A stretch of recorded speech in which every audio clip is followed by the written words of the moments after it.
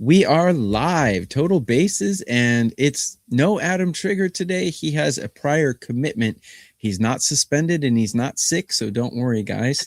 It's Bryan and myself today. So, maybe we'll have some silence on the show where nobody talks. I'm just kidding. How's it going, Bryan? How'd you do yesterday? And overall, how's it going? Yeah, I thought after the show the other day when Adam says he wasn't going to talk, wasn't going to be around, I says, well, that was the big deal. Everybody's complaining he talks too much. So we'll see at this point, and I'm sure we're going to miss him because being the host, this is a tough job being the host, and you decided to take it over today. So and he lost his part of the parlay yesterday. So yeah, he has been suspended just by us two. Hey, you lose, you're out. But now we cashed 2 or 3 yesterday for the parlay. I went 2-0. Loved yesterday's card as the day went on. We had 2 easy winners. The Boston Red Sox, I believe they went 10-1, and we had the under in the Cleveland-Detroit game. So real nice day for us yesterday, and I'm stepping up with a 5% today in Major League Baseball. I don't put out many of them. This is only our second 5% of the month of June, but I really like today's card. And so I'll have a couple of plays, 3 plays maybe. Yeah, but at least one of them is going to be a 5% play. So that's up on the site right now. And really loving today's card. But let's get to the baseball games here. What do you want to talk about first? Let me tell everyone how I did yesterday. I went one win and 2 losses. So I actually had a losing day in MLB. I thought Strider would come out strong, and he just gacked. And I thought Sasaki would come out strong, and he gacked as well. So I lost both of those. But I did win on the Athletics -1. So that was good. And in KBO, I swept the board. And those were 4% plays. My MLB plays were 2%. So actually, I had a winning day, although the record might not say so. So Bryan's got a pretty rare 5% play out in MLB. Bryan is WagerTalk's all-time winner in MLB. He's one of the OGs. Bryan is an original member of WagerTalk. I remember before I joined WagerTalk watching you and Marco talking about football and baseball on WagerTalk videos before I joined WagerTalk. So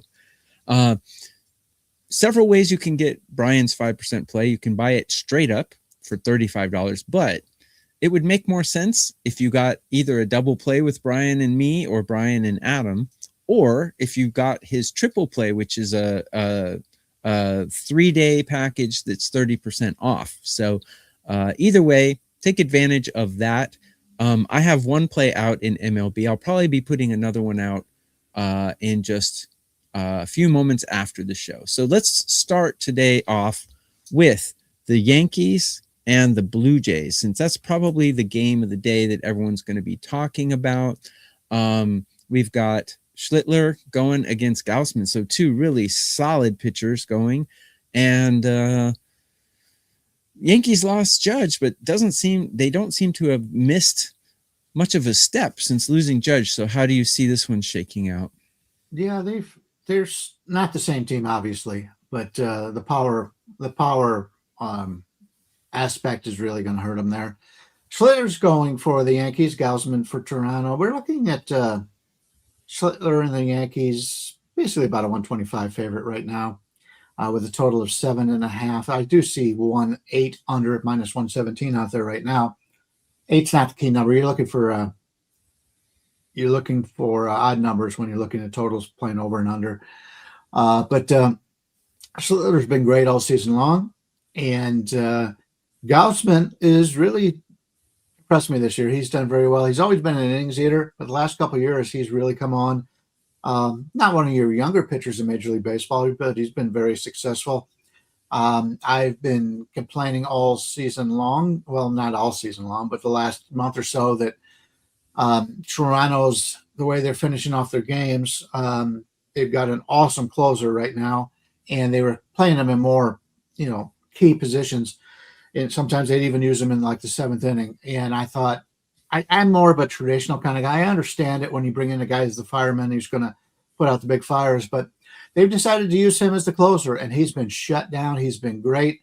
And so I feel more confident about this Toronto bullpen. and they are going to get him back pretty soon. He's been out just about all year long, so that'll strengthen their bullpen a little bit. The Yankees bullpen has been pretty good as well. And I like Cruz. They're giving Cruz a little bit more leeway out there. I'm not a big Bednar fan, but he's getting the job done. So I like both the bullpens here, but I prefer Schlittler in the game. In the price range it is right now, and we've talked.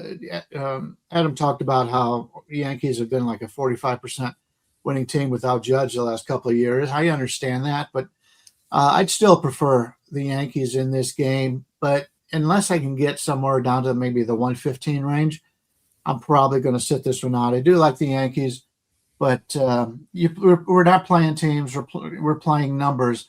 And if you don't get the number you want, you pass. There's plenty of other games to play on. So right now, leaning with the Yankees, but the number is going to keep me away from it.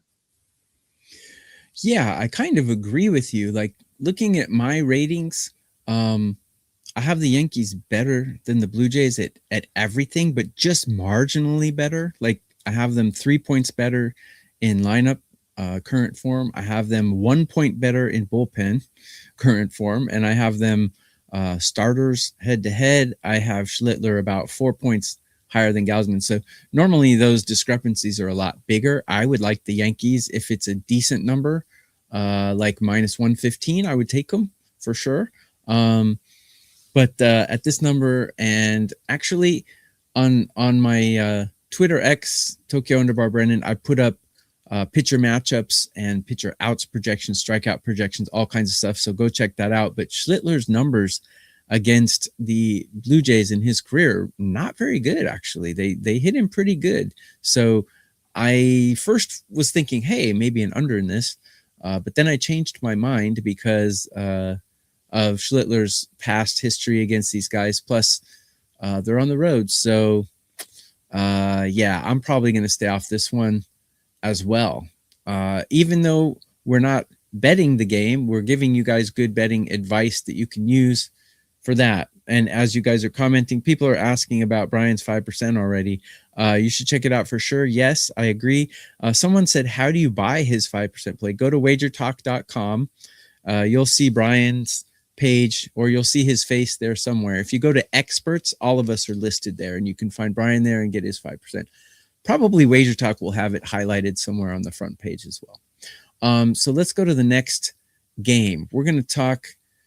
We have a watcher here that's going to the the Rangers game, right?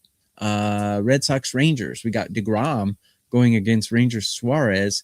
Another good pitching matchup, almost as good as the Yankees Blue Jays pitching matchup. Maybe even better, actually, the way these two guys are pitching. DeGrom had a little rough patch there, but in his last two starts, he's given up 0 earned runs. So do you have any thoughts on this one? Yeah, a quick little shortcut for anybody who is always looking for an individual play, individual handicapper. There's a little shortcut. We work for WagerTalk. So the shortcut is WT.buzz, BUZZ / then our initials. So mine would be WT.buzz/BL. And so that's one way to just get directly to our page on the site. Everything we sell is at WagerTalk or exclusive to WagerTalk. And they've been good to us, and hopefully we've been good to them. Thanks to all of you. This has been a really popular show. We've known there's been people out there that love baseball, and we've talked about it for years, and now they're starting to find it out too. So they're all excited about the show. So at one time we thought, hey, we may get canceled. Who knows? It's baseball. But no, we're thanks to you, really, hats off to you guys. They know now that there's a lot of people out there that love baseball, and we definitely appreciate that. Thank you. Texas DeGrom against Ranger Suarez, a Ranger going against the Rangers today at home. Boston's about a 115 favorite, total of 7.5. Some 8s out there to the under, but DeGrom has been better at home than he's been on the road, but he's always done very well. Very good, strong pitcher for the most part. Ranger Suarez, a little bit up and down. Didn't love the signing for the Rangers, the Red Sox, but compared to some of the other guys they have used, Ranger Suarez has been pretty decent starter for him, coming over from Philadelphia. So he's the lefty going against Texas here. And I mentioned this in the past. Texas is a really good pitching ballpark. When they get out of Texas, I like to play their individual props, that kind of thing, because a lot of people just assume they're going to play as well on the road or struggle as well as much on the road as they do at home. I think they're going to be better on the road, and they're going up against that lefty and Suarez. I talked about this in the past. When you take a look at home run to fly ball ratio, that kind of thing, home runs to barrels is something I always take a look at. If your favorite team is not hitting home runs, but they're barreling the ball up through the air, usually about 50% of your barrels in fly balls turn into home runs. And in Boston, because of the Green Monster in left field, it's so hard to hit a home run over top of the Green Monster. So if you're looking home run props, Boston, that's one of the lesser places to hit home runs. So they can score runs. Obviously, Wade Boggs just stuck his bat out for years and knocked it off the left field wall and got a double. It's a very good hitter's ballpark. It's sort of like Colorado for that approach, where really good for batting average, really good for getting runners on base, but not as much in home runs as you would expect. But with these two pitchers on the mound, I'm somewhat looking for the under in this game. Boston's offense come out yesterday, and a lot of the young guys that are in the middle of the lineup all had really good games yesterday. I'd love to see that for Red Sox fans, because I do think they have some good offensive talent on that team. But going against DeGrom here, I don't think we're going to see it. I kind of like the under here. Like I said, it's split out right now between 7.5s and 8s. If you can get that 8 and lay 115, something to that effect, I think that's a pretty good bet on the under in this game. And now that Boston's got their closer back, and Latch has been very good. He's a lefty. He's not going to be the closer all the time for Texas, but he's been very impressive. I like the back ends of these bullpens, and I like the starters. So, yeah, I'm leaning with the under here. Cool. Guys, we have a double play going on, which means 2 of us 3, you can get 3 days, huge discount. Or if you only like one of us, you can get a 3-day pass for 30% off. There's other deals at WagerTalk also. There's a special between now and Father's Day for $3 a day, all access for any capper, and that would include Bryan's 5% play. So, and any 5% I will put out. And before we trash Adam any further, Adam's red hot, actually. He won his 5% play yesterday on the Angels, and he just won his KBO 4% play. So he's actually doing quite well. So let's give him some props, even though he's not here today due to a prior commitment. So regarding this game, yes, pitching matchup is great. DeGrom, his stats against these guys are awesome. A 105 average against and a 333 OPS. Granted, it's only 19 at-bats, so a little bit of small sample size. But Ranger Suarez, 73 at-bats against, a 123 average and a 316 OPS. Almost mirror images of each other, both pitchers and their OPS against each other. Bullpens, both top 10. And Boston's hitting, I got them ranked 25th out of 30, while I got Texas ranked 12 out of 30 right now. So Texas has most advantages that my numbers are showing, but Boston is pretty sneaky good. They're coming on right now. I would agree with the under in this one, although I haven't played it. First 5 innings, I checked it before the show. It's 3.5, and 3.5 is a real precarious bet to make in Major League Baseball, because these are the best baseball players on the planet, and they can smack anyone anytime. They can put 3 runs up like you blink and 3 runs are up. So I'm not going to play a 3.5 under. If I saw a 4.5, I would like it. I might do either one of these team totals first 5 if I could find a 2.5, but I could not. So I will probably not play this game. But man, both of these pitchers are good. I think DeGrom has the better supporting cast, so I might take Texas, but I have not done it yet. Let me take a look at some of your comments. Yes, you guys are giving me good compliments. I appreciate it. I do, on my personal YouTube channel, I do a Sunday show. If you want Sunday action, you can find Tokyo Brandon on YouTube. But we do this Total Bases show on WagerTalk's YouTube channel Monday through Saturday. So let's stick to that. And I have a game that I would like to ask you about, Bryan. That is the Braves and the Mets. We got Martin Perez going against Sean Manaea for the Mets. Manaea is a guy I've never liked backing, but neither is Martin Perez. Perez has the better stats. I wanted to ask you about the Braves, though, because it seems like they're cooling off, and it seems like the Mets are heating up. But if you looked at these teams' records and stats, you would think this would overwhelmingly be a Braves win. However, the Braves are underdogs here. So how do you see this shaking out? Yeah, we've got two veterans out here, and I actually like both these guys. When they coming into the season, his velocity was really down. He wasn't a guy who was going to blow people away anyway, but they were very concerned about that, and that's why he didn't really start the year in the rotation. They decided to use him out of the bullpen. But he's been pretty good, and he's a guy that I can usually find value on. Same with Martin Perez, and I like these guys that are under the radar a little bit here. Perez is the lefty going against the Mets here, and the Mets are a team, talent-wise, they're there, but they're counting on so many young players this year because some of the veterans just have not played as well. Atlanta, Atlanta, to me, Atlanta's the better team, and I think it's pretty large margin there. But you're right, they're not hitting like they were before. But hey, the season is ebbs and flows, and there's times where if they were hitting right now, they'd be favored. And the Mets are actually about a 115 favorite with a total of 8.5 here. So if I'm playing, I'm probably playing Atlanta here. I trust it a little bit more than the Mets. The Mets bullpen has gone through some problems in the past, but they've got a couple of guys back from injuries, and I like what they're doing there. The Braves bullpen has been fantastic all season long, one of the best in baseball.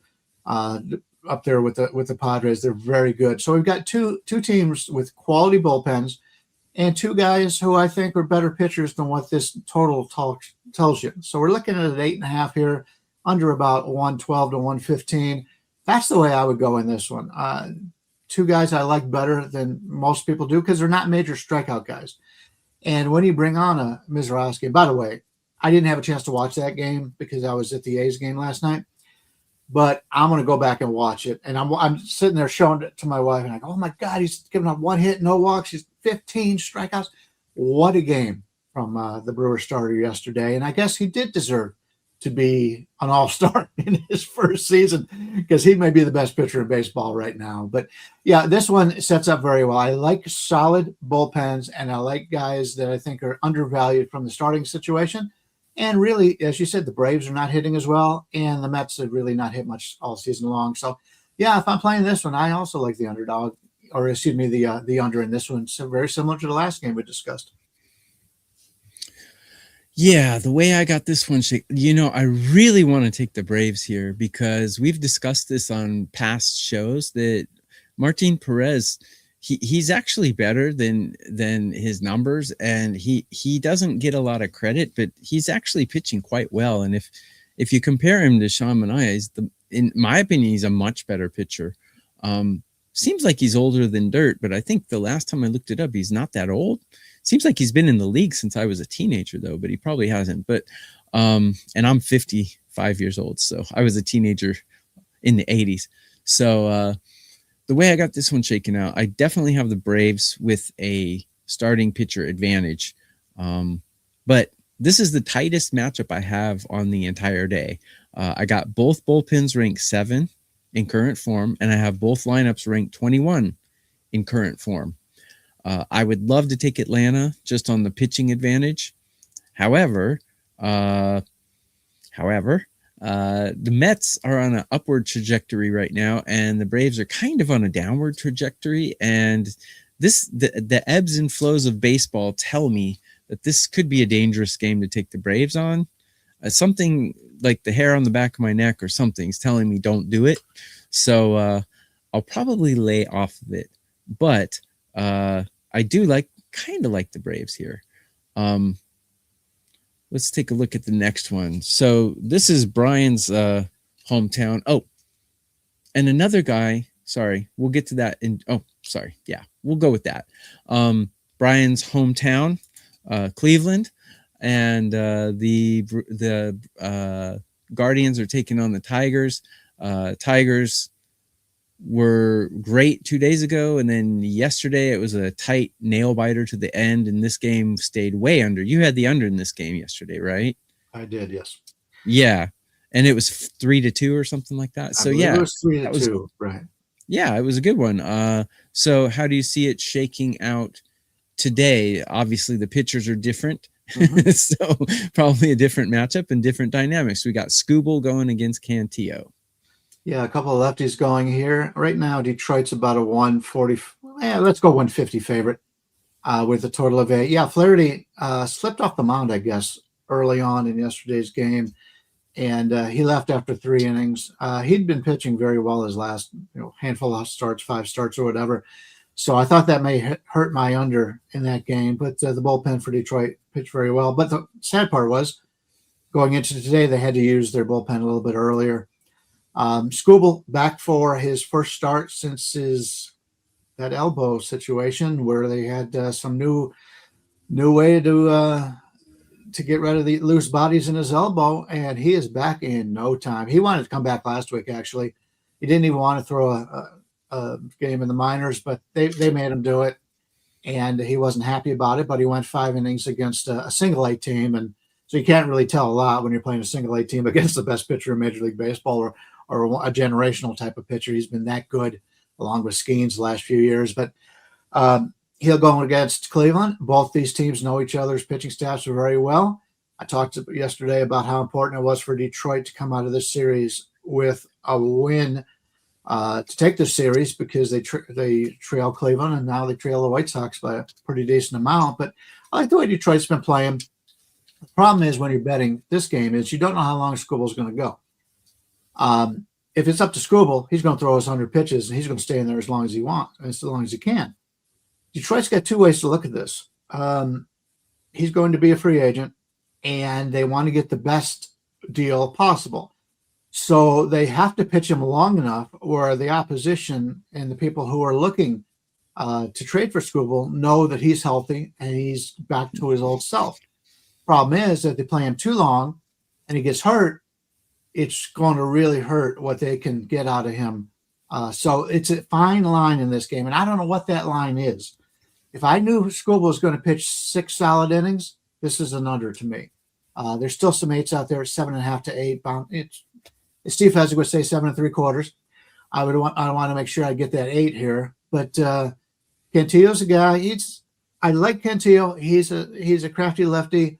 That may work against this Detroit team. Detroit's got a couple of their really good bats. They don't hit lefties very well.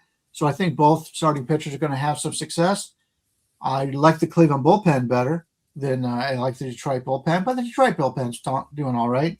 They've been using Vest as a closer lately, but they've got some guys in that bullpen. So I prefer the under here, but I probably won't get there because if Skubal's only going to go 5 innings, that means they have to use their bullpen longer. If he can get 6, that may be enough, but we'll have to see if it's how the game plays, maybe a live bet or something to that effect. But I'm watching the game, and I definitely want to see how Skubal looks because he's playing major leaguers for the first time in a month or so. So we'll see how it works out. But the importance of the game, I could see neither one of these teams are big power teams.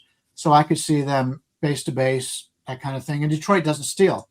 So that hurts them in that regard. So it gives Cleveland a little bit of an edge. But this is a game I really don't have a big opinion on, and I'm sorry it took so long to talk about it. I remember Dave Koch and Adam did a show together, and Adam went on for 15 minutes. And then at the end, he said, I don't have a play. And Dave went on a tirade and said, what the hell have you been talking about? So, God bless Dave, bless his soul. And rest in peace, my man. That guy was awesome.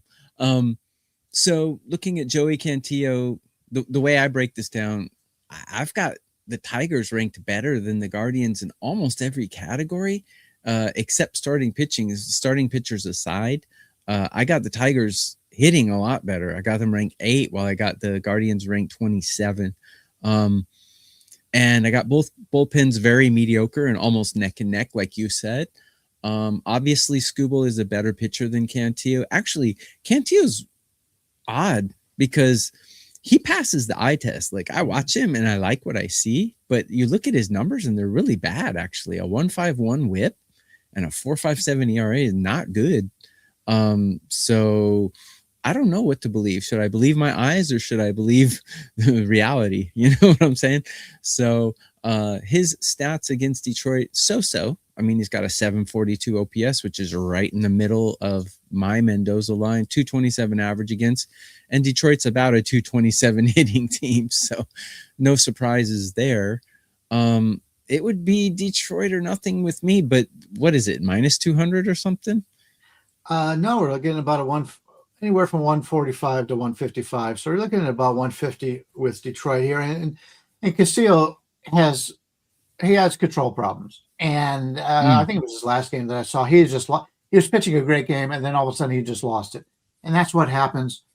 You can wait him out a little bit and make him go a little bit deeper, but you don't want to face the Cleveland bullpen. So I don't know if that's the right way to approach it, but that's been his problem is he loses concentration and loses his ability to throw strikes sometimes. I mean, even when the Guardians are winning, they're not really scoring. They're kind of like the Rays right now. Mm-hmm. They won yesterday scoring 3 runs. You won your under on that. Congrats. But, I mean, yeah, it would be Detroit or nothing for me on this one. But I probably won't play it. But if you can get Skubal at minus 140, I think that's kind of a good price. But like you said, we don't know how deep he's going to go. If it's prime Skubal and he's going to go 6 or 7 innings, I would take Detroit at minus 145 for sure. But probably won't because it's an X factor as far as I'm concerned. We do have one gentleman in the chat who's asking us over and over and over saying, I can bet action on MLB plays in Ohio. So what do I do? Bryan, when you bet, do you list your pitchers all the time or do you bet action? I only bet action if I think there's going to be an opener coming in, like we saw yesterday. I believe Philadelphia used Banks as an opener. Because if you list pitchers and you would have listed the starter for Philadelphia yesterday, and let's say you went out with your family or whatever, at the end of the day, that would have been a no play.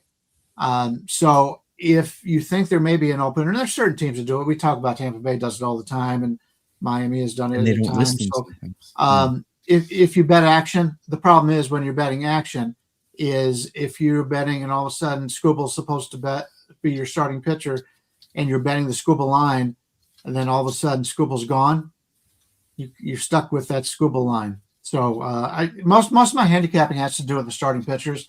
So most of the time I list my starting pitchers. 90%, 95% of my time, I'd say I list my starting pitchers.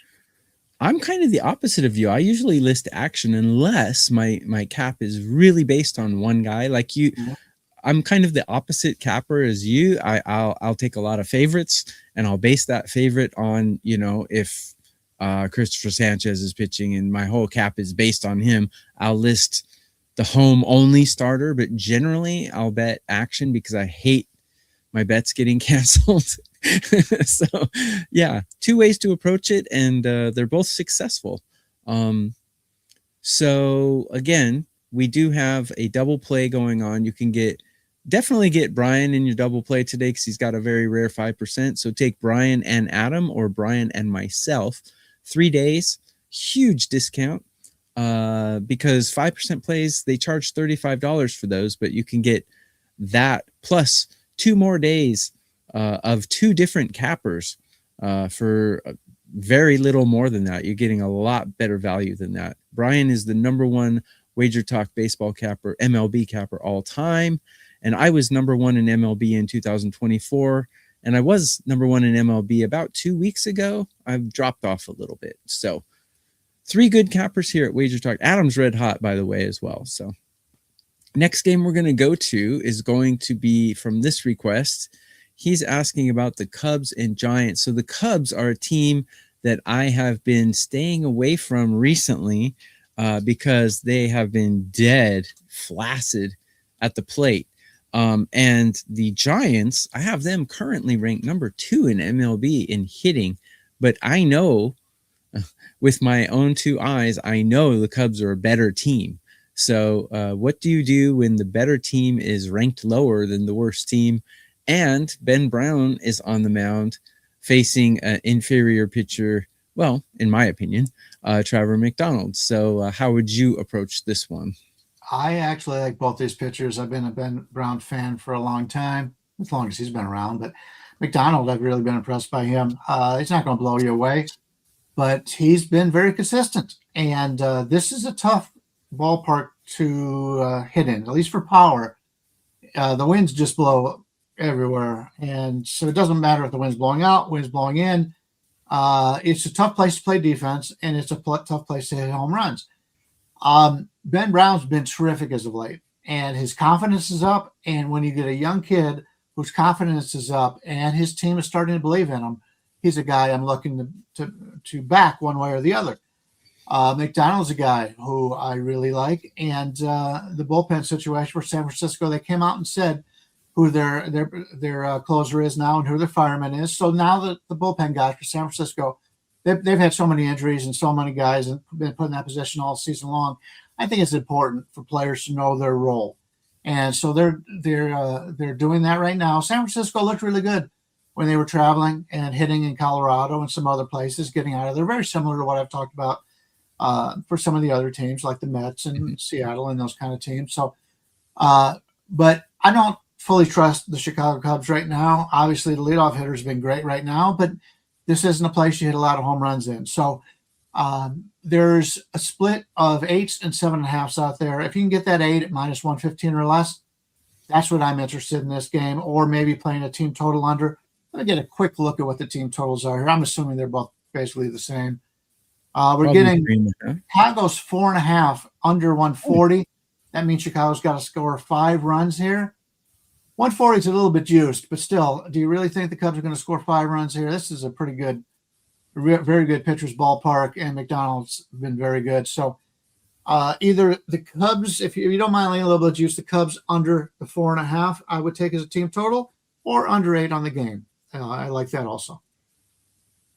Cool. A lot of people in the chat are asking about strikeouts and outs and things like that. On my Twitter X, I put strikeout projections and out projections. The outs projections are already up on my Twitter X, and the strikeout projections will be up probably in about 4 hours. So check that out. I will be doing a Sunday MLB show as well, so check that out if you want Sunday action, or if you're going to go to church instead of gambling like a good person would. That's your choice as well. So my thoughts on this are, someone in the comments said, yeah, these are 2 ass teams. Actually, it doesn't matter if they're ass teams. What matters is what they're priced at and what you think their chances are of winning. We don't bet teams here, guys. We bet numbers. So whether they're a good team or bad team, Bryan does football, and he'll tell you that betting those, Youngstown State or Toledo, you'll make a lot more money betting those teams than you will Ohio State. Am I right? In the long run, the teams that nobody else is interested in betting, those are the ones that the sports books lose money on. Let's just put it that way. Exactly. They know all the top 25 teams. Everybody's going to bet those, so those lines are tighter. But yeah, it's just, you learn these things. It's like, you never get value. You rarely get value on teams like the Yankees, Dodgers, those kind of teams. Yep. So, yeah. So ass teams, we love ass teams because we can bet ass them. Man. And yeah, that's right, the ass man right there. So, bad teams, you can usually get a good number on them. And a lot of people say, I don't bet full game because the bullpens are such trash. You can take advantage of trash bullpens, guys. You can take advantage of that and bet against them. So anyways, the way I cap this one is, yes, Chicago is the better team. They got the better bullpen right now. This is the weird thing about San Francisco is they're hitting so well, but their bullpen is playing horrible. So I got both starting pitchers like you, Bryan. I got them ranked pretty high. Ben Brown ranked a little higher, but the Cubs bullpen is below average and the Giants bullpen is hideous. So one team can hit really well and the other can't. I don't know. I would say maybe a Cubs team total over, but man, the way they're playing, they're just playing so listless right now. Maybe a full game over. I don't know. I probably won't bet this game, even though I just said you can take advantage of numbers with ass teams. But this particular matchup, I don't like because the data is just conflicting too much. You got the good side of one team going against the bad side of the other on both sides. So probably not going to bet this game. So let's start looking for parlay legs here.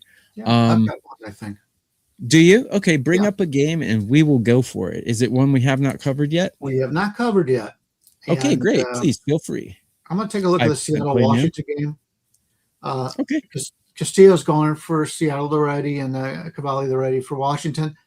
We're looking at a total. We're looking at basically it's slightly more than a pick'em here for Washington, slight favorite, 115, something like that. And I'm seeing mostly nines. There's a couple 8.5s out there, but mostly nines. Washington is the team, and we've been making a lot of money all season long on betting them. We love this Washington offense. The Washington bullpen is not very good. I talked earlier about teams playing in pitchers' ballpark. Seattle's one of those. So when they leave Seattle and go on the road, that's a team I like to bet on. And they're going up against Cavalli here. Has been very up and down. Don't know what you're going to get most of the time from Cavalli. He could be great at one time. Other times he could struggle. Castillo is now back to them. They had a couple games where he and Miller were going back to back, and neither one of them were happy. Well, now they've extended the starting rotation to a longer, to more days off, and decided to put them both in there. But Castillo's not a guy I'm looking to bet. He's the worst starter in this Seattle starting rotation. He has had some decent starts lately, but on the road in this good hitting environment of Washington, with this total of 9, I think we can get there pretty easily here. Neither starting pitcher I would consider to be above average. I know Cavalli's shown enough where he may be average, and we've got the bullpens. Seattle's got a nice bullpen, but they've struggled a little bit in the bullpen as of late. And Washington's got a bullpen that I don't trust at all. So we're looking for we get 9 runs, we get a push, we get 10, and we get the over, and I like that. This is a game I think is going to be a lot of runs. If you're looking for the first 5, let me take a quick look at that.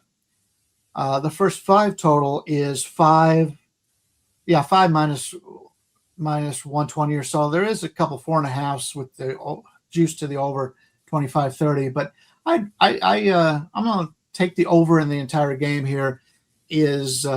I think both bullpens could be hit, especially the Washington one, and Washington is a team that when they're at home and you can get them against the less than what I consider an average pitcher, I think they're going to go off on them. So I think both teams reach to 5 runs in this one, and we get an easy over in this one. Okay. Let's see how I'm going to approach this one. So Bryan's parlay leg is going to be the Washington game, Washington Seattle over 9. He thinks they're going to average at least 1 run per inning in that one. And yeah, Washington's a team that we've been making a lot of money. We, meaning myself and you guys in the chat and my colleagues here, betting Washington's team total over has been pretty profitable this season. Right now, currently, I have them ranked 8 in MLB in hitting, where I got Seattle ranked 15. Seattle is one of those teams I try to avoid their games because they always bite me in the butt. So let's see. And the Padres are the other team that always bites me. So I probably will stay away from this game. Castillo, like Bryan said, he's fading a little bit. He did show some flashes of brilliance, but he's fading a little bit. And Cavalli's a guy, like Bryan said, he's very Jekyll and Hyde. Don't know what you're going to get. Neither bullpen's performing well at all. So that is conducive to the over. I've got St. Louis ranked 23, Washington ranked 25 in current form, and neither starting pitcher ranked very high. So yeah, I would kind of agree with that over there. And since both bullpens I have both bullpens ranked extremely low, I would not bet the first 5 over. I would take the full game over, like he said. That's how I would do it as well, actually. Don't have a lot of faith in Castillo. He's not the stud he was about 3 or 4 years ago. So, or 5 or 6 years ago, maybe. So, great show, guys. Freebird, our Leonard Skinnard fan, wants us to talk about the Diamondbacks today.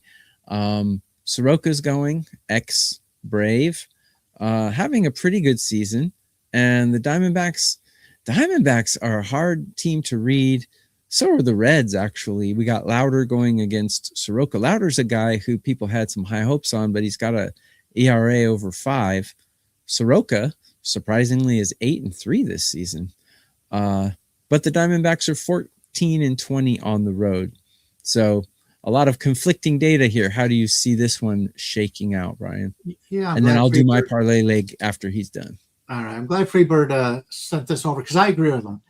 And thank you once again for the donation to charity. All the donations go strictly to charity, and we all appreciate that. The Detroit office does a terrific job with that. There are a lot of really good people in our organization. Soroka is a guy who, if you're looking for a guy with really good peripherals, advanced stats that doesn't get a lot of hype, that's Mike Soroka. He's always been a very talented pitcher, but he's had to deal with injuries his entire career. I really like him. And to be honest with you, if I'm going to play a road favorite, and there's some decent road favorites out there today, this is the game I'm interested in. You're laying about anywhere from 140 to 145 here with Soroka with a total of 9.5. He's a guy I'm looking to bet. And there's a reason why he's favored in this game. Ritt Louder looked really good his last time out, but he's very inconsistent. We talk about a quad A player. He's been a quad A player.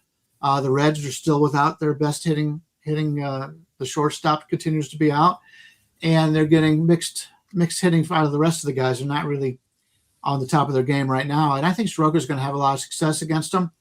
From a bullpen standpoint, neither one of these teams have really, especially Cincinnati right now. There's nobody I trust in that bullpen. So we get the Atlanta bats, who I think are superior, in a pretty decent hitter's ballpark. It's not like it used to be, but still, the line's at 9.5 for a reason. I think Arizona, hitting-wise, can get the job done, and Soroka, I think, controls this game. Maybe if you're looking for team totals, a team total under on Cincinnati, you're getting 4.5. You're laying anywhere from 130 to 140. That's something I'd be interested in. Or I would play Arizona. And so I'm fine with playing Arizona in the 140 range or the Cincinnati under 4.5 in that same 140 range. I'm not a guy who plays a lot of favorites, but I think laying a little bit of juice here is the way to go both ways. Yeah. The way I break this one down, Soroka's having a great season. I really didn't expect it. As a matter of fact, I think his first start, I faded him and got burned because I didn't expect it. Against these batters, though, in his career, 21 at-bats against, he does have a 952 OPS, which is a little bit alarming, but I think he's kind of reinvented himself this season. He looks a little different than he did with the Braves, and he's got a great record considering the Diamondbacks aren't winning that much, but his winning percentage is really good. One thing that stands out for me with him is his walk rate. He's walking only 21% of the guys he's striking out. Amazing walk rate, whereas Louder is walking about the same amount of guys he's striking out, a very bad walk rate. So both bullpens, I have them ranked fairly low in the low 20s. And starting pitcher, I give the nod to Soroka. So my heart wants me to bet the Diamondbacks, but my brain's not going to let me because of that bullpen, man, just unreliable. I mean, Cincinnati's is bad too, but this looks like a game that could get out of control after the starters exit. So I'll probably stay away from this one. So the last game I'm going to bring up is going to be my parlay leg, which is going to be in the Astros-Royals game. we've got Mike Burrows and Noah Cameron, and we've got the Astros, 32 wins against the Royals with their 28-42 record. Not very good home record either, but then again, the Astros aren't very good on the road. So we've got Cameron against Burrows. How do you feel about this game, Bryan? And then I will tell the folks how I feel about it. Yeah, yesterday it was. I talked about 2 days ago how the wind was blown out in Kansas City and the game went under, and then yesterday I may have just slightly mentioned it. And of course, in the first inning, both teams went crazy. Yeah, easy overs. Amai was the guy we were looking. He had started to turn it around, and he it was an ugly game in that first couple of innings here for these two teams. A lot of scoring, and so that means you got the bullpens that had to pitch a lot yesterday. Mike Burrows, liked him in Pittsburgh.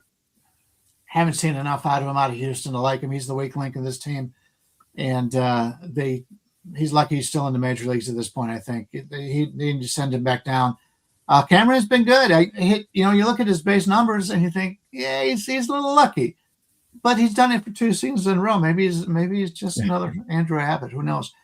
But Kansas City in this game is about a 120, 125 favorite, total of 9.5. I kind of like Kansas City in this game. Houston against the lefty and Cameron, I trust him a whole lot more than I do Burrows and Houston. Although I got to say, when it gets to the bullpen, the Kansas City bullpen is still untrustable at this point. They still don't know who their closer is going to be. They've used Lang a couple of times. He's looked okay. But overall, it's still concerns about the Kansas City bullpen. Whereas Houston, hey, when you bring back one of the best closers in baseball and he's healthy, sure does help you, your last 7th, 8th, and 9th inning guys. So I like Houston in the second half of this game. I like Kansas City in the first half. So let me see what Kansas City is in the first half of this game. We're looking at them. You're paying about another 10 cents if you're playing them in the first half. You're playing about 130, 135. If I'm playing, that would be the way I would play it, and then I would look to possibly play Houston if they're trailing in the second half and trailing by a run or so, because they've got the better bullpen. But I want them close enough where they will use their better bullpen arms. If Kansas City's up by 5 runs or something, that's not something that I'm interested in because they'll not use their better bullpen arms. So different ways to look at this game. Nothing I'm probably using at this point, but I'm interested to see what you found in this one. Yeah, my cap is pretty much the same as yours. I do not like Burrows, not a guy I want to back. Numbers are terrible. Expected numbers are terrible. And expected to be shipped down any day. Cameron's a guy who I loved last year. And I think he got off to a little bit of a rough start this year, if I'm not mistaken, because I kind of soured on him. But then now he's pitching really well. So I'm going to back the Royals here. Looking at my rankings, the same rankings I used when I was at MLB Scout, I got the Royals hitting 2 points better than the Astros, which is a surprise. I didn't expect to see that. But I've got their bullpen ranked much worse than the Astros. So I'm going to go first 5, just like our friend down there, Travis Heim, wrote Royals first 5. That's going to be my parlay leg. And Bryan just said it was minus 135 or so. So that's what we're going to do. That's what I'm going to do. I'm going to take the Royals in the first 5. I'm going to back Cameron here because the Astros bats are not really striking the fear of God into anyone. Neither are the Royals, but I think anyone can. I think Burrows can make anyone's bats look pretty good. So I think that's where I'm going to go with this one. Even though the Royals have a catcher who is older than Moses, probably still and he's hitting like 140 or something. Yeah, he's just finally catching up with them. But I've got to say that Alvarez is probably the best hitter in baseball right now for Houston.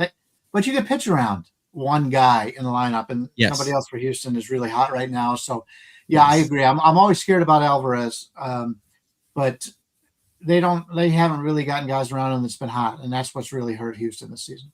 Then again, the Royals have Bobby Witt, so he's not injured, right? He's still in. Right? No, he hurt his knee the other day, but he hasn't really missed any He's time, back. and I guess he's fine now. So yeah, I like the Royals. Like Bryan said, you can pitch around one guy when the rest of the lineup stinks. That's kind of what's happening with Philadelphia, although Philadelphia has 3 good guys, but they're getting pitched around and the bottom of their lineup not really producing. So the Astros are kind of like that times 3. So that's where I'm going with my parlay. So wrap up the show, guys. Thank you for tuning in today. Bryan's got a 5% play out today in Major League Baseball. I have a regular play out in Major League Baseball. You can get a double play with Bryan. Make sure to include Bryan in your double play if you get one. Bryan and Adam, or Bryan and myself. Or get just Bryan for 3 days, 30% off. It's called the triple play. Thank you guys for tuning in. I'll be doing a Sunday show on my own tomorrow. Have a good Sunday, everyone. Good luck with all of your action. And we will catch you on Monday. All 3 of us will be here. Adam will be back. He's not suspended or sick. Take it easy, guys, and thank you for tuning in. We'll be back.